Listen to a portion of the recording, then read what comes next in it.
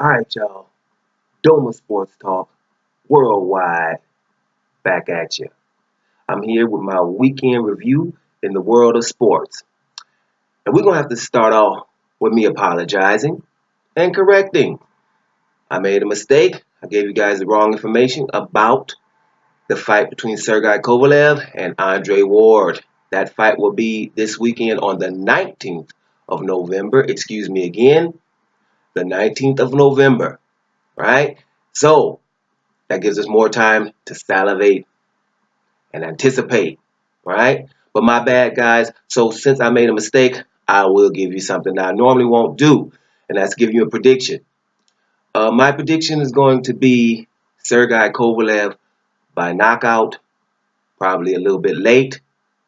He just brings the power. He is a natural light heavyweight. Andre Ward is coming up in weight to that division. Andre Ward is a great fighter, but I think that Sergey Kovalev is not just a brawler. He is also a technical fighter. So that would be my prediction with a big or. And the or is Andre Ward by points. Points decision. If Andre Ward lasts those first 5, 6 rounds, maybe 7, 8 rounds, I think he's he's just basically the best. He has a complete game. He just doesn't bring the knockout power, so he could probably win on points. So Sergey Kovalev by knockout or Andre Ward with points. I don't see any other scenario in that fight to make it pretty simple and quick because we got to keep moving on.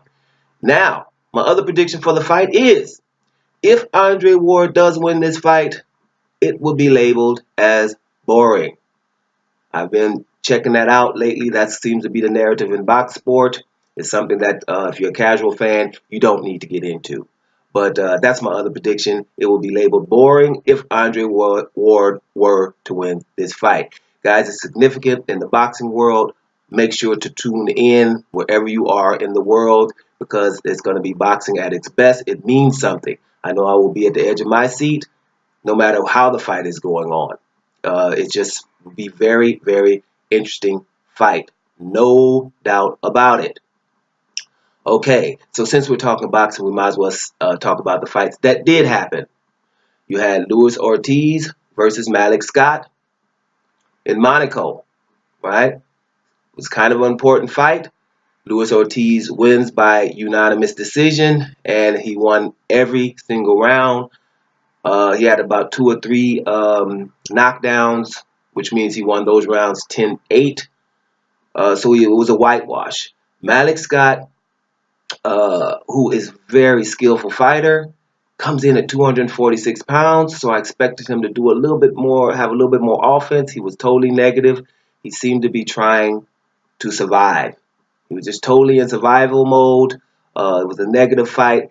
And it was so negative. At the beginning, he seemed to, by every punch, try to go down. So maybe they can call the fight, right, or something. Then after a while, he said, okay, well, maybe I'll just stand up and try because he is technical. But he wasn't trying to win. He was definitely trying to survive.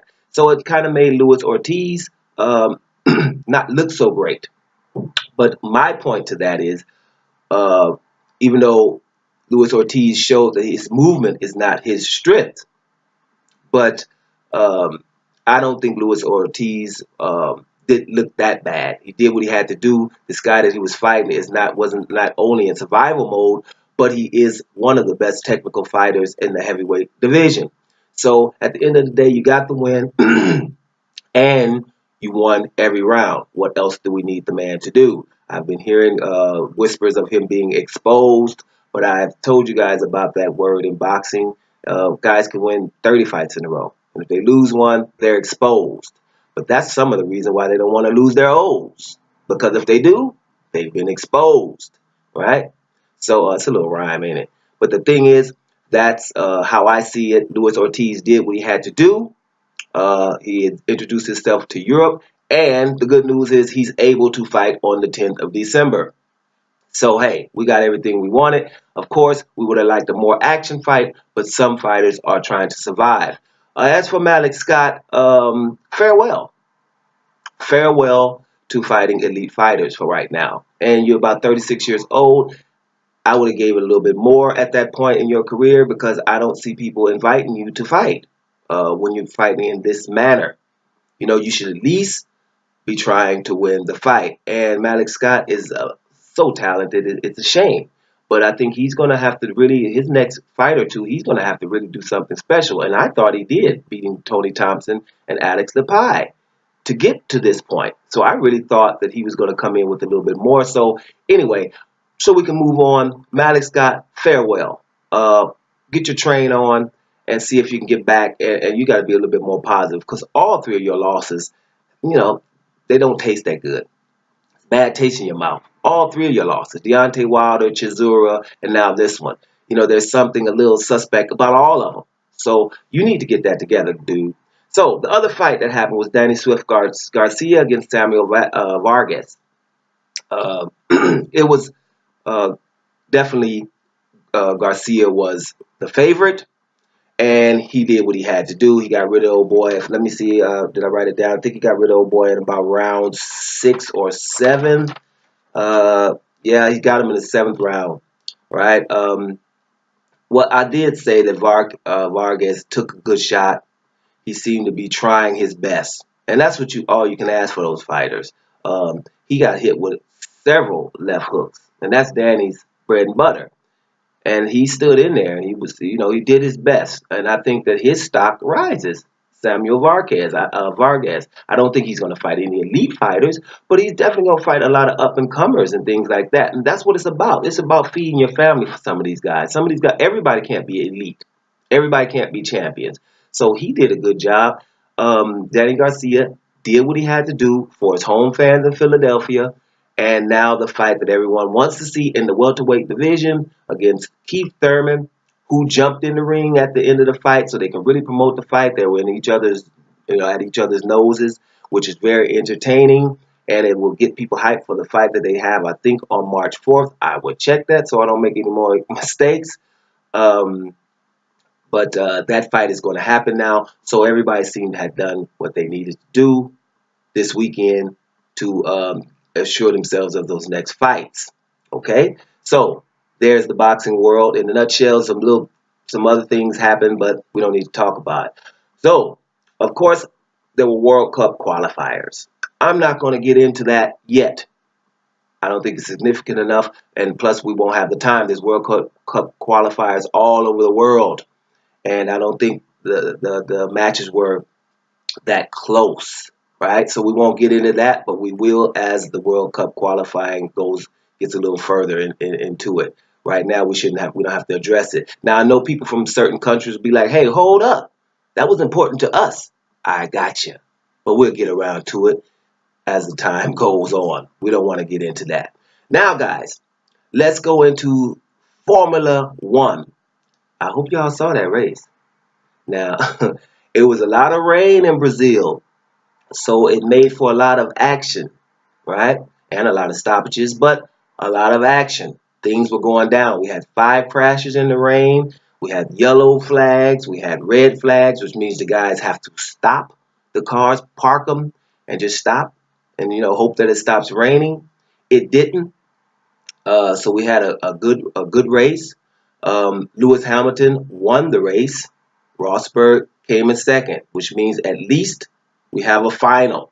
And I'm pretty sure the people in Abu Dhabi are happy about that, because their race has significance now. Normally, the last race of the year is nothing because it's already over, right? The championship is already over at that point. This one isn't. So we have an opportunity to have a race that means something at the end, right? This race in Brazil, it was, like I said, a lot of crashes.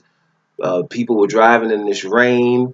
And, like I said before, you got to keep your eye on this 19-year-old Max Verstappen, right? This guy is not there to drive behind people with names, right? He's there to win.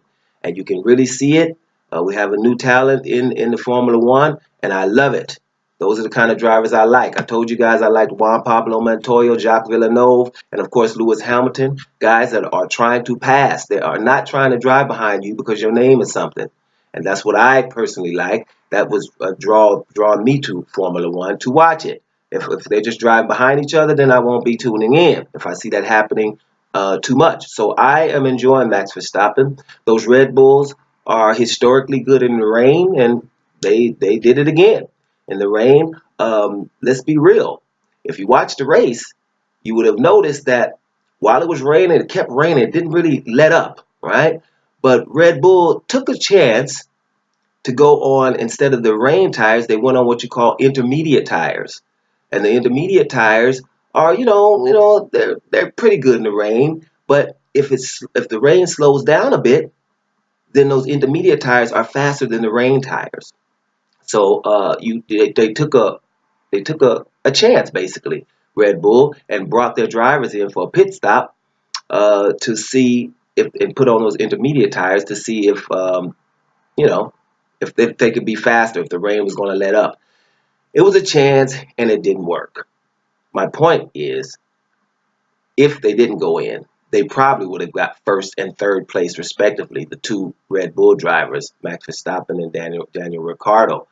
But because they did take those extra pit stops, it didn't happen for them. But at least they took the risk. So that was a very, very eventful race. And it was significant because we do have the end of the season. I think in 2 weeks in Abu Dhabi, that will be the end of the season. Nico Rosberg only has to get third place. And in a Mercedes, that should be something that he should be able to accomplish. He had a match ball this weekend. He didn't convert. But then again, you have Lewis Hamilton on the other side. And it's not easy, so we're not gonna diss him on that. He at least did what he had to do. He's taking it to the last race. All he needs to do is finish third, and I think he will. But I'm still gonna tune in. All right, let's see where we're gonna go from there. We'll go to B-ball. There's a little bit of significance going on in the B-ball. On Sunday, OKC, Oklahoma City, played Orlando Magic, who was trying to get their team together. And this game was significant because of the trade. Serge Ibaka went from OKC to Orlando for Sabonis and Oladipo and a draft choice or whatever. I don't want to get too deep into all of that. I don't know how deep the fans are into basketball. But when teams trade, it could be in any sport, in soccer, American football, whatever. When teams trade, the next time they meet, right, it's a very fun game to watch, and the players are trying to prove to their old team that, hey, you traded me? Are you kidding? And this is exactly what happened. First of all, Serge Ibaka had 31 points against OKC, and he hit the game-winning shot. And I think that was very, very good. It was good to watch, and it was good to watch Serge Ibaka do something different than what he was doing at OKC the last year and a half, which was only shooting three-point shots. Dude's about 6'10", totally muscular, fit, right, strong, and all he's shooting is threes, forgetting that he had a post-up game and more of an all-around game. He had a mid-range game and a post-up game, and it was good to see him use all of his attributes. I'm like Charles Barkley on this, guys. If you're big, you better be able to post up. Those are easy points. It's not all about threes. Threes are 3 points, but you can get easy baskets on the block.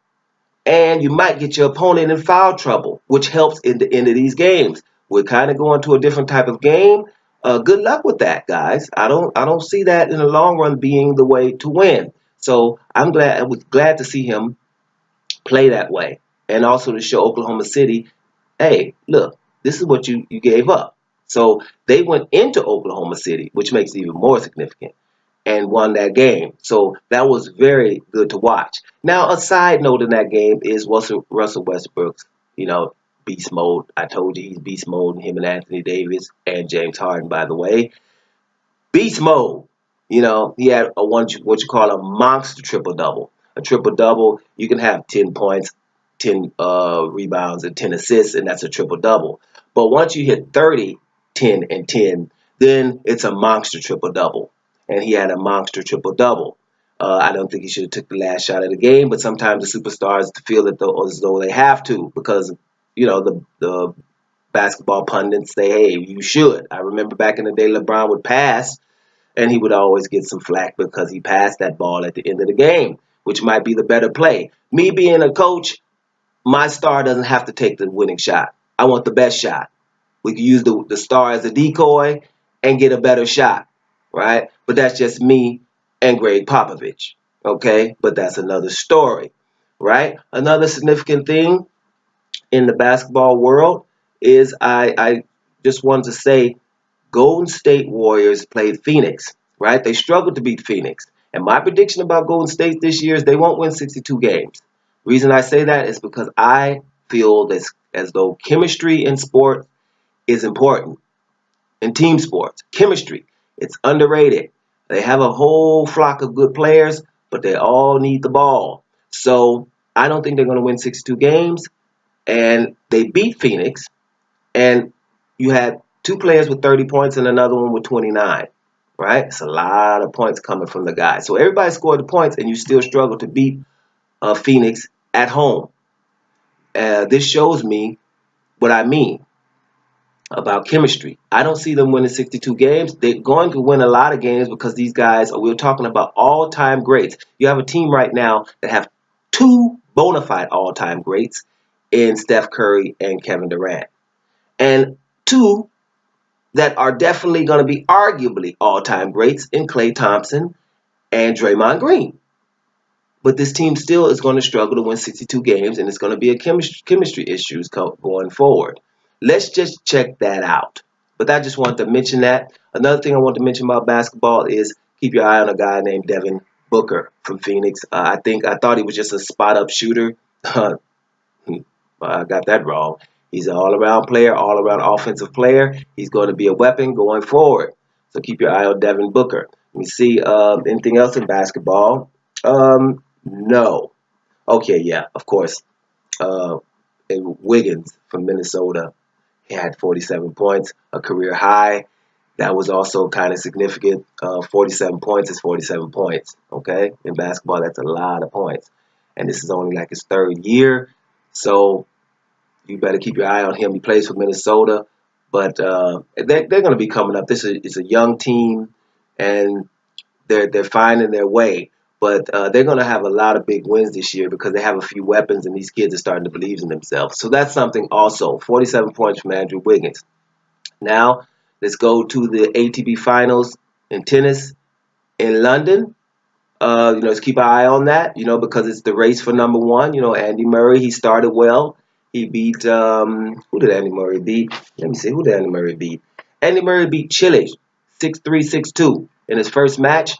He has a 20-match win streak right now. He's doing well. He's the number one now, the new number one. I'm sure he has a lot of confidence, but it's the beginning of the tournament. Djokovic also started with a win against Dominic Thiem. What was the score? 6-7, which means it was a three-setter. 6-7, 6-0, 6-2. So they both started with wins in the tournament, which is good. I'm interested to see who's going to come out on top. This tournament is very, very significant because it's about who's going to be the number one player at the end of the year. Right? So that's very good. My dark horse in the tournament is Kai Nishikori. It's hard to say his name. I like this player. I think he has also a complete game. So keep your eye on that. Guys, this video is becoming a little bit too long, but hey, that's my weekend review in the sports world. Hope you enjoyed it, guys. This is Doma Sports Talk Worldwide, and I'm up out of here.